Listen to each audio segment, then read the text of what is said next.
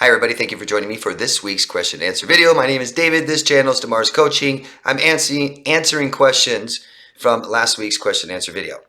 Anybody has questions, please go down below into the comment section, ask me anything you want. Come back next week, next Monday, and I'll answer your question. And please let me know what you think. If I misunderstand your question or I miss it entirely, please let me know. Please tell me. If you don't understand my answer, please let me know. And you can keep a dialogue going. Quite often I don't get enough information the first time, so you can give me more later, and I'll answer it more and more, okay? I like to recommend something every week. This week I'm going to recommend something that goes along with many of your guys' questions. Here's one from Victoria from the Bay Area. Hi, Victoria. She says, hi, David. I was watching your old video. The subject was boundary. For the first time, you've explained what they are. Can you tell? I bet that wasn't the first time. Maybe that was the first time, but I've not done it. I've done it way more than once. Could you please tell me what they are? Can you tell me if I have it right? Boundaries are what's important to you and how you want to be treated. Did I get it right? Yeah, I'm not going to say that's wrong. I'll dive into it more, and I'll explain it a little more, and then I'll recommend a book. How's that? So boundaries, your boundaries is your comfort zone, okay? And it's up to you to communicate that comfort zone to others so they know, right? If I was making you uncomfortable by standing too close to you, how do I know unless you tell me? Yes, I could sit here maybe and read your affect and stuff, read your body language and stuff, but what if I don't pick up on that? You've got to tell me, okay? And that is a measure of your self-worth, telling me your boundaries, keeping yourself safe, believing you are worthy of that, speaking up, yeah? So, comfort zone. My wife hasn't been around lately. She's been busy going out with her girlfriends and working a lot, and I feel like she's a little distant, and I say, honey, you're not as close as I want you to be. You're a little distant from me. Please come closer. Can we spend tonight alone together? See? And I get my wife back into my comfort zone, right? And then my coworker tends to talk about too much gross details of his sex life with his 5 girlfriends, and I say, hey, that's a little too much, a little too close. Back up, be quiet, stop talking about that, and I want you right there. See that? So, and remember, it's a measure of your self-worth. If you carry shame, you'll have poor boundaries. Okay? So what I'm going to do is recommend a book from, obviously, Amazon as usual. What I did is I just looked up the most popular. We got almost 24,000 ratings, 4.7 stars. It's got to be pretty good. Good place to start for you guys. Boundaries Updated and Expanded Edition. When to say yes, how to say no, to take control of your life. This is a paperback, $16.47, hardcover $18.39, and that's all I see here. Amazon, link will be down below if you guys are interested. If you've read it, let me know. If you have a better book or something else to recommend for boundaries, please post it down below for everyone else. Thank you. Alrighty, let's get into the questions.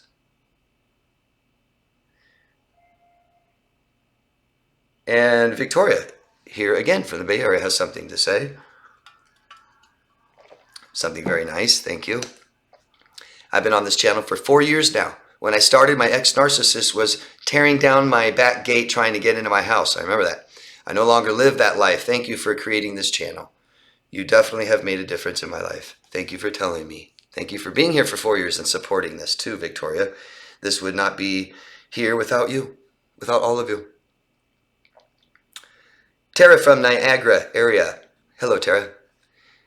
You rock. To Victoria, thank you. To Victoria, Bay Area, I too was recently set free from my therapist.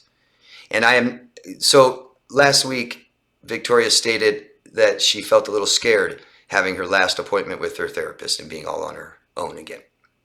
So Tara's reaching out and saying that she was too. And I am on an emergency call only, no more self-appointments. The first couple of weeks were scary as I felt like I had the training wheels ripped off my bike. Holy crap, now I'm gonna fall on my face feelings. LOL, it gets easier, especially if you have been given the proper tools to use to help with anxiety and stress, how to cope with triggers do arise. You got this, girl. That's very nice, Tara. Thank you for giving that to Victoria and everybody who's in that similar situation, saying goodbye to your therapist or a professional. Yeah, you look at who you were when you went to go see them, right? And how much you've changed. It's not your therapist. Stress that. It's not your therapist. It's not your life coach. It's not your professional. It's you that did this, okay? Trust me, I've been doing this for years now. The people that I help, and I'm not saying I'm going to be the right person for everybody, but the people that I help the most are the people that do the most. It's not me. I have things to offer, tons of work and exercises, whatever you want to do and work on and fix and help. But it's the courage it takes to face the fears to change, to trust somebody and give up and say, I may not know. I'm going to trust in somebody else, and I'm just going to do what they tell me to do, and all for you. Okay? So you're not as dependent as you may feel. And JR, I think JR is from Tennessee, somewhere in that area, right? Something like that. South Carolina, Tennessee, something like that. Truth bombs in this one, bruh. The thing where you think an argument is settled and they bring it up again after you thought they were over it, it was never the case, especially with my last ex. She did that to me on the regular, where she'd make me think it was settled and that she felt better, but it wasn't real. She also loved to bring up old arguments when we were out to eat for some reason. I guess so other people had to listen to it.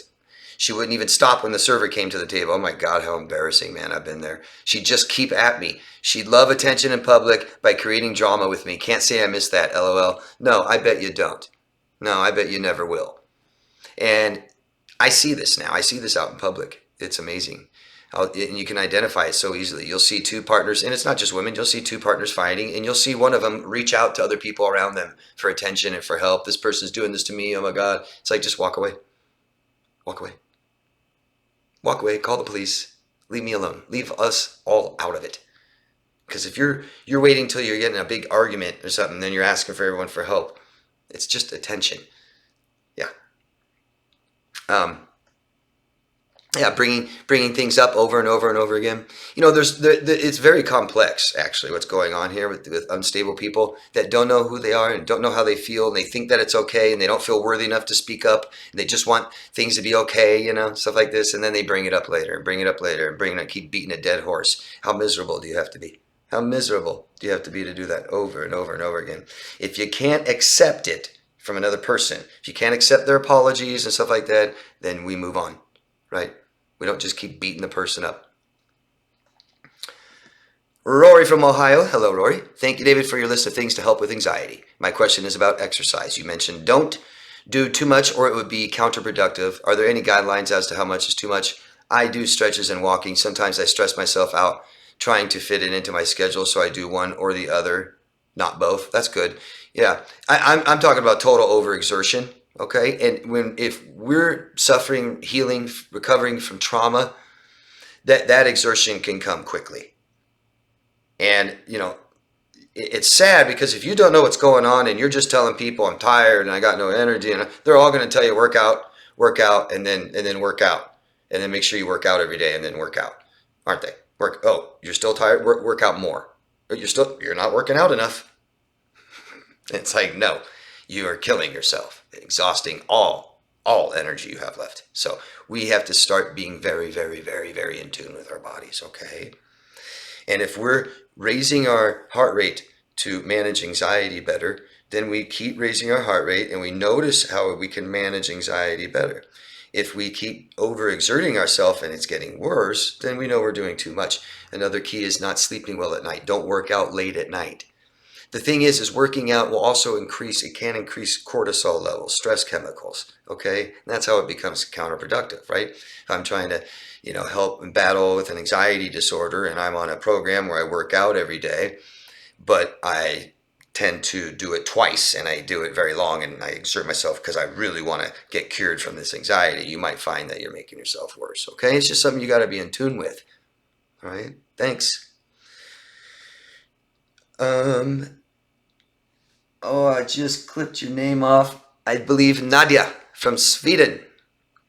Hope you are doing well. Thank you. I always do it well.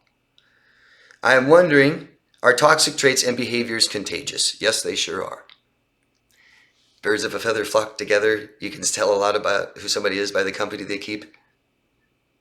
You look at someone and their pet, they start acting alike. When you want a committed relationship with somebody, say you're going to get married, you're basically saying, I'm willing to share my brain with you forever.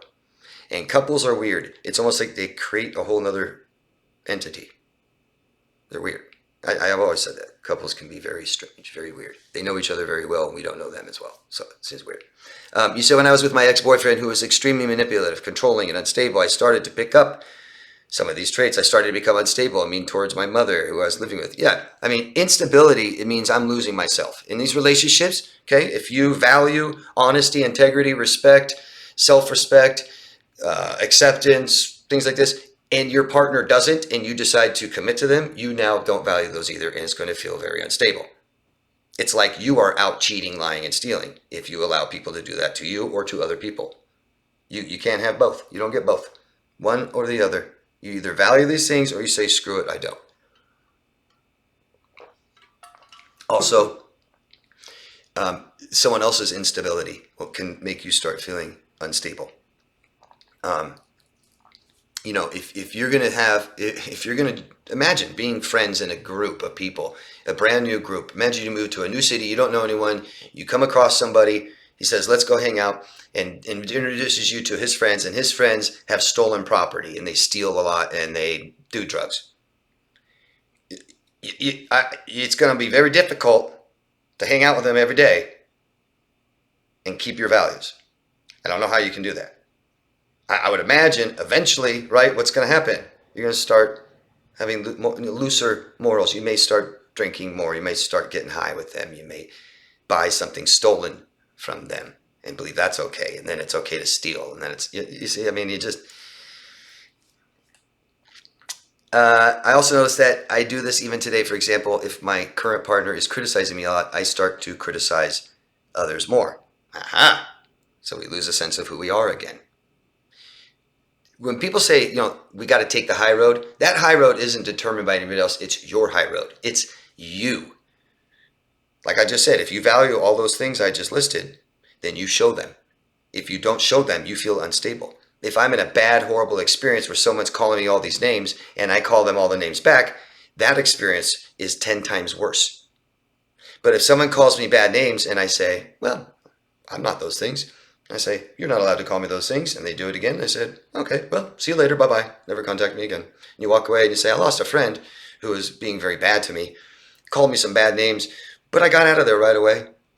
Told them they're not allowed to do that. And I kept my self-respect. I still treated them with respect. I still was accepting that they accepted them for being that way and didn't try to change them and didn't accept them in my life. And I showed integrity and I showed, you see, I don't do this on purpose or to be mean. I actually don't know why I do this. Is this a form of mirroring? Yes. Yes, copying behaviors. We have mirror neurons. They're a real thing. They really do work, and it's because we're such social animals. Right? Conformity. That's the best way to be a part of society, is to conform society. Yeah? And you have strong people-pleasing tendencies, I'm sure. Yeah. So it's about being aware of who I am and being mindful of what I'm doing. And so if we just go with emotions alone, we know what I feel all the time, and I'm not going to allow myself to feel bad anymore. I'm going to only want to try to feel good or okay, comfortable. And when I feel that way, or somebody makes me feel that way, or if I'm doing something that makes me feel that way, I try to really stop doing that and holding myself accountable, committing to it, telling people, talking to somebody, a professional you have to answer to every week, right? Okay. Hope that makes sense. Thank you, Nadia. Keep asking. Let me know if it does make sense. Rory from Frosty, Ohio. Jeez, that was 4 days ago. I hope it's not frosty anymore. A couple of weeks ago, you posted the characteristics of a gossiper. One of them was emotionally violent. I only thought of it as emotionally abusive, but I can see now how it could be violent to your mental state. The confusion, the chaos, the insecurity, all of it done to crush your spirit. Can you talk? Well, yeah, I mean, it's if stress. Imagine the stress we get from danger, you know, walking on eggshells. Someone's Violent, I can't say violence, or they dock me in my video. I think I already said it once. This video might already be screwed. But they can't, you can't live around dangerous situations. We eliminate danger. We get away from danger. Yeah.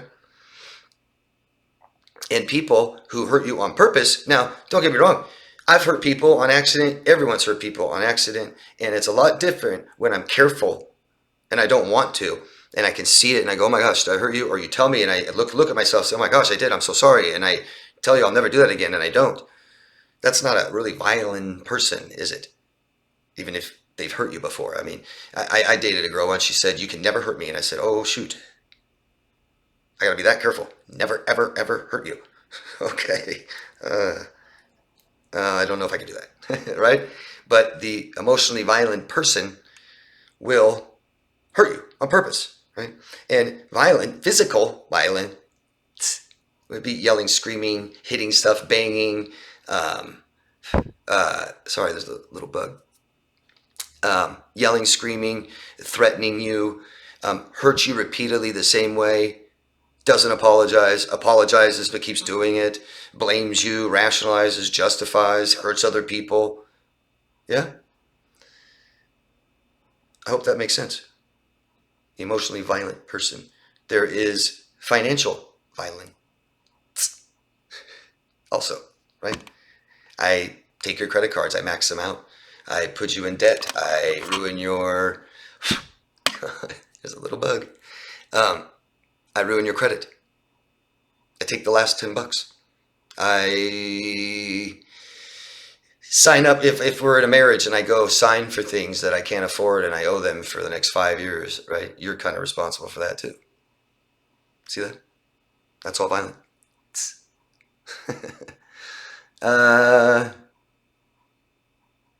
Sandra from Melbourne, Australia. Hi, Sandra.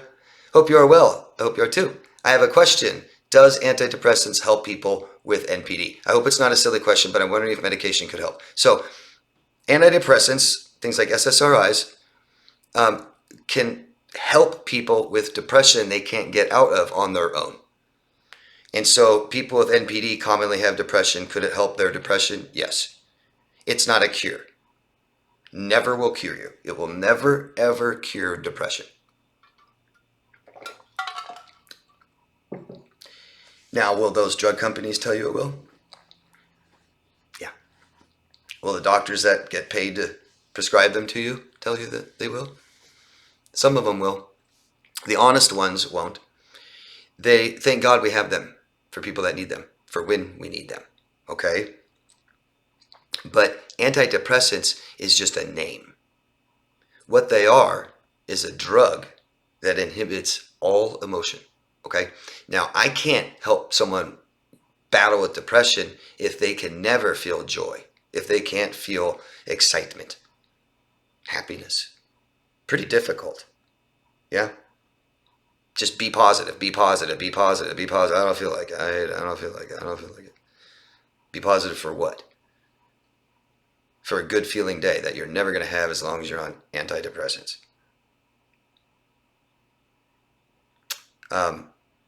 So it's going to help someone with a personality disorder.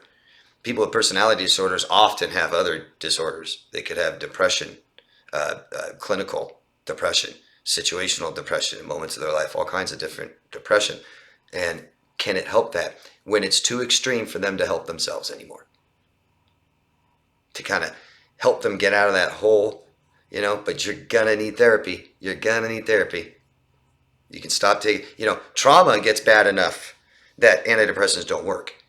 A lot of you have been on antidepressants. You're like, yeah, it didn't really do much for me. That's incredible. If you don't feel antidepressants, there's definitely something wrong with your receptors. Trauma. And then you get off of them and you're not depressed like you're supposed to be, overwhelmingly depressed, and you're like, no, I didn't feel nothing. They're not working. They don't work. Hope I answered your question, Sandra. Never a silly question, ever. Monica. Hi, Monica. Sorry I wasn't clear before, but this guy is an organizer of a meetup group that I joined in hoping to make new friends, and I ended up developing feelings for him. We never dated or anything, and I actually confessed how I felt about him, and he was nice about it because I was embarrassed. I unfollowed the group 2 times because I felt as if he didn't want me there. But when I would see him at different events, different meetup group with different organizer that we're both members of, I stopped going to his group a couple of months ago. He would be all nice to me and had some of his friends talk to me, and one was rude to me. That friend had never met me before, so I thought that was strange, so I felt confused. The reason I asked if I was too sensitive is because I know if I told other people, they'd tell me that I'm being stubborn. What are you being stubborn about? About not going, about not talking to them or something? I don't know. I just don't like that when people accuse others of being too sensitive. And yes, some people can be too sensitive sometimes. Yeah, we can overreact to something. It's like, wow, 10 times out of 10, most people wouldn't react that way. But really, I mean, if it hurts you, it hurts you. If it upsets you, it upsets you. If it bothers you, it bothers you. Don't go or talk to people, or keep going, and if it doesn't get better, talk to them or stop going. I hope that helps. Yeah, I'm sorry. Do you wish that you didn't tell him? I hope not. No regrets. It's okay. Just learn from it. Saida from France, Salema from France. Hi, Salema. Hey, David, in your answer about how to be immune from narcissists, you said the more you are aware of yourself, the more you won't let someone make you feel bad. It was impossible for me to not let someone make me feel bad until I learned about neuro-linguistics programming. How do you think about this tool? And what about you? What specific tool do you use to not let someone make you feel bad? Yeah, I'm familiar with neuro-linguistics, and I honestly don't remember really too much about what they are, to be honest. I didn't look this question up, or I didn't look it up before we talked or anything to remind myself. I don't remember exactly what it is about the way that we, because you asked me what tool do I use? Communication. Communication. And again, boundaries are my comfort zone. So I have to be vulnerable and be willing to be hurt and tell you how I feel and ask for what I want and need and take a chance that you won't be my friend anymore if I tell you to not do that, right? So I have to be vulnerable, and I have to know who I am. I have to know that this bothers me. I have to know that these are my values, things like this. I have to know what I need so I can ask. Yeah? And then I have to communicate that effectively. See that? I have to ask, I have to tell you how it feels. And it's not easy. It's difficult. And I'm learning all the time still for years, and I will always continue to learn to be better at communicating. And it is the #1 tool you can have. Think about it. If emotional needs are the most important thing in our life, we need people to meet those. Relationships are most important, and they cannot function without communicating. And they can only be successful with communicating, right? Period. I want to get to know you. You want to get to know me. I communicate. I have to know who I am to tell you. A lot of you guys find out who your partner is, or even your wife or husband, after 5 years, 10 years. Now I'm finally learning who they are. Didn't communicate very well, huh? Yeah. They fooled me. Communication can help that. Being fooled. Period. Having boundaries and finding out who people are before we attach to them. That's the rule. Thank you, Salema. Oh, Salema again. I am not so quite sure a romantic relationship can last when all needs are met. I think that the partner who has all his or her needs met will leave the relationship. Human beings run after what they don't have. To maintain a high level of attraction and seduction, there must be some kind of positive and energetic resistance. What do you think, David? Nope, I don't agree with you. Nope. I think high conflict people need conflict. But low to no conflict people don't. And the goal is to have our needs met. That's when we feel the most comfortable. If you can't accept feeling comfortable, which a lot of us can, that can be scary. Oh, God, things are going really well. Scary, about to be bad. Or, man, everything's going really well. So boring. Not good signs. And yeah, no. My relationships are comfortable. Great. Keep them just like this forever. But they won't be. And then something will come up, and then we both talk and we get it back down to comfortable. Okay, good. No, I don't need anything else but that. And for people to run from that is really, really bizarre. For human beings to run from an extremely comfortable relationship where all your needs are met. Extremely rare to run from that. Yeah, no. No. There's something wrong with that human being that runs, and that would be very rare. Yeah. There's relationships where needs are met, everything's fine, but there's just something they can't accept about that person anymore. They could still fall out of love with someone, still not be attracted to someone, even after their needs are met, maybe. But no, not that. It's. I mean, the goal is that. That's the goal, and once we reach it, it's bliss. Cherry, Florida vlog. Hi, David. I'm guessing you're from Florida. Oh, I probably didn't even say tell us your locations, everyone. Thanks.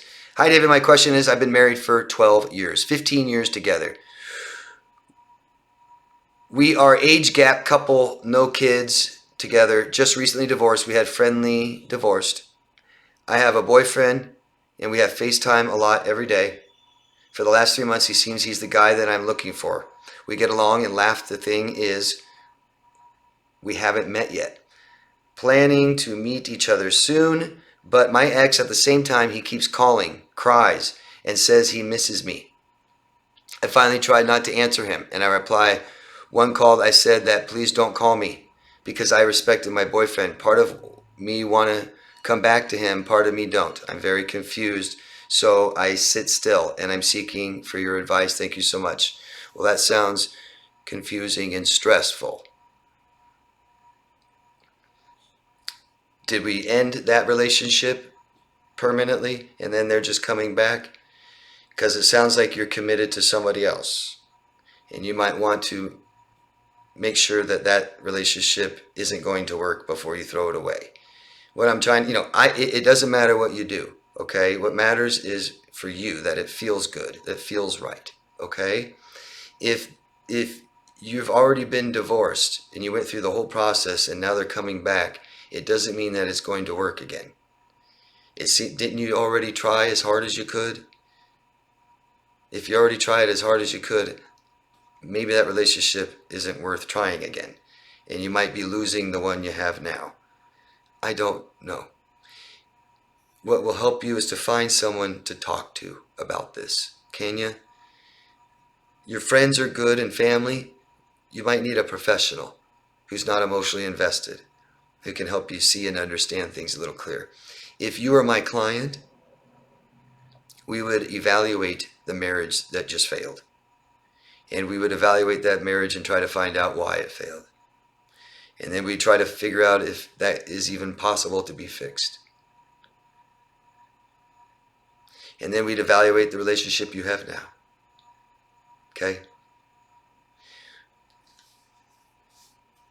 I wouldn't keep talking to your ex for a while, because that's going to influence you no matter what to keep going back to him. I would tell him I can't talk to you for a little while. Okay? And if you keep feeling like you want to go back to that person, you may not want to talk to your current boyfriend for a little while and step out of that relationship as well. And really decide what you want to do before you hurt anybody else in yourself. Okay? I can't tell you what to do. I'd have to be you to know what the right thing is for you. And that would be what you want, what you need, how you feel, what you value, your opinion. So I'd have to know all those things to know what to do. But I would evaluate your relationships, okay? And don't go like this. Don't compare which one's better. That's just not right to do that to human beings. So make sure you did the right thing when you divorced this person. I bet you did. I bet you did. I bet it was the right thing to do then and still is now. Your ex-husband may have a hard time accepting this and moving on. Okay? Hope that helps. Let me know what you think. Keep asking questions. And Slema again. I only hear great stuff about Alcoholics Anonymous and all their successes and achievements. I had never heard about trauma bonding in these groups. Thanks for sharing this info. Oh yeah.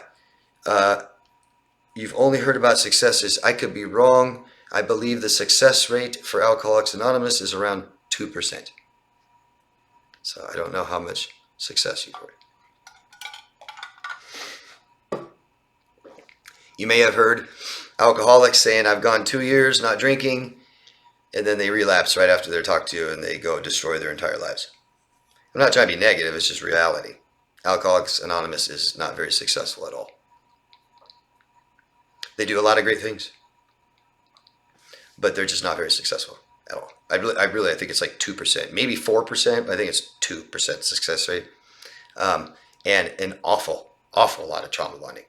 Because what you have is all sick people without someone healthy running and helping the group. You know what I mean? It's just all sick people get together and just talk about it. It can be beneficial, but boy, can it be bad. I've heard of many sick people that go to these meetings just to pick up people. They'll go drunk. I mean, not much control in the group. Just completely open to public. And Rose from the United Kingdom. Hi, Rose. How can they make you feel that you've been the one that's wrong, taken them for granted? They are only ever trying the best they can for you, even though you sit and think and you're sure you have not done anything for them to suddenly be different towards you.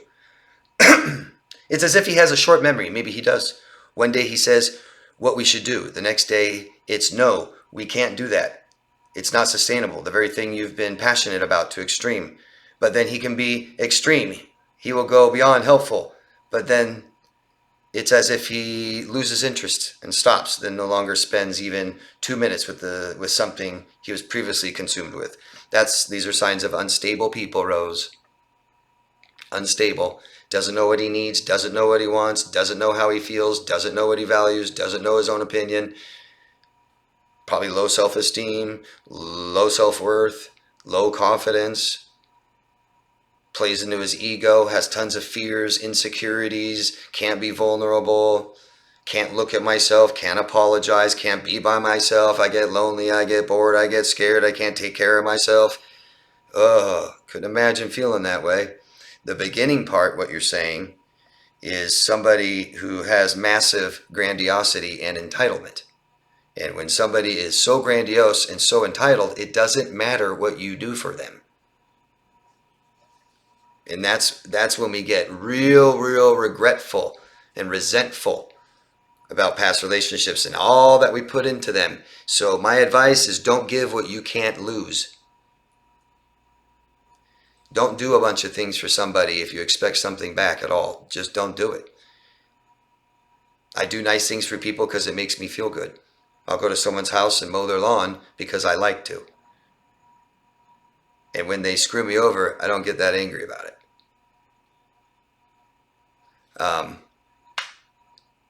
You give someone the moon, they just want the stars. It never ends. Never ends because you can't give these things to someone over and over and over and over again. They all die and fade and don't last, and it's never as good, and you have to keep raising the bar. I'm sorry, Rose. I'm sorry you're in this relationship with this person, and I hope that you find the courage to hire someone to help you get out of it. And that's it. Thank you, guys. This week's question answer video is over. Let me know what you guys think of my answers, please. And always show me or tell me your locations. I'd appreciate thumbs up on the video if you can. And keep asking questions. Let me know what you guys think. And always love yourself first. Have a beautiful week. I'll see you Monday. Bye.